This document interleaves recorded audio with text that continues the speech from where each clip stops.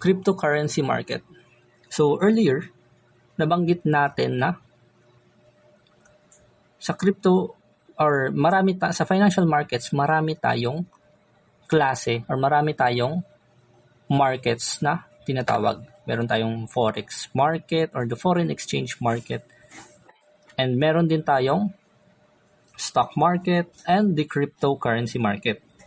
Ngayon, I do trade forex market or the foreign exchange currencies and the commodities, but mainly ang tinitrade ko is cryptocurrency market.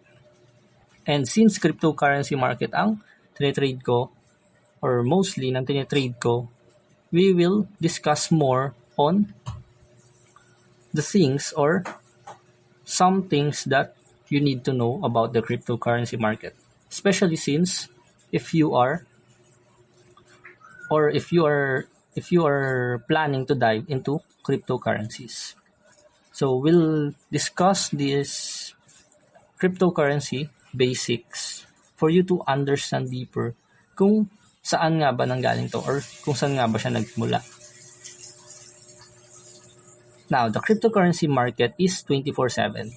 So, this is one thing na maganda kay cryptocurrency market. Unlike the forex market or the stock market, yung sa forex market kasi is 24/5, meaning 24 hours siya bukas, but 5 days a week lang. Si cryptocurrency market is 24 hours and 7 days a week. Open siya.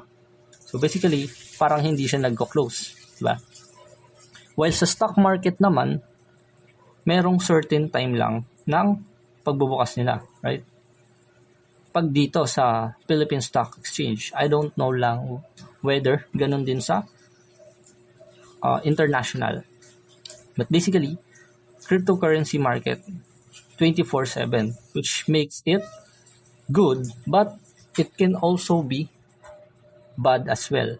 Especially since 24/7 siyang bukas, subjected siya sa fundamentals, which we will talk about in the future. Now, the cryptocurrency is the digital market where people buy and sell crypto assets on blockchain networks without any banks or central authorities involved. So, next is its assets contains Bitcoin, Ethereum, altcoins, and stablecoins. And the participants is retail traders, institutions, market makers, miners or validators, etc., etc. And its markets are spot and derivatives or the futures or perpetual, which we will talk about deeper sa following videos natin.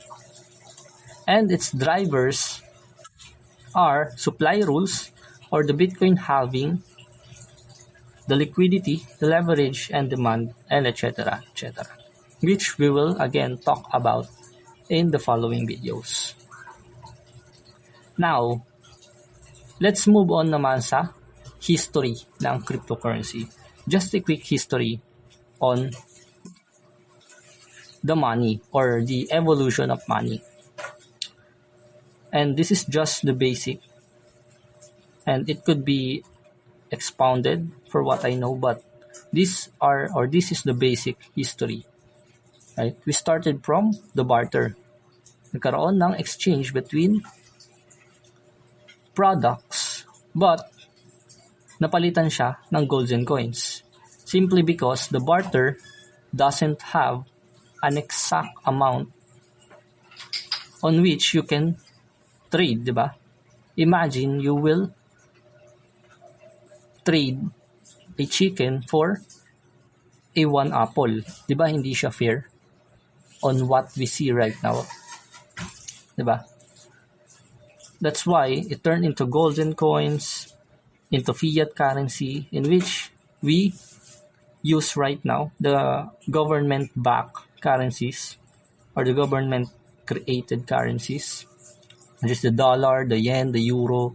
And right now, we are entering a new age, which is the digital currency. And one of those digital currency is the cryptocurrency.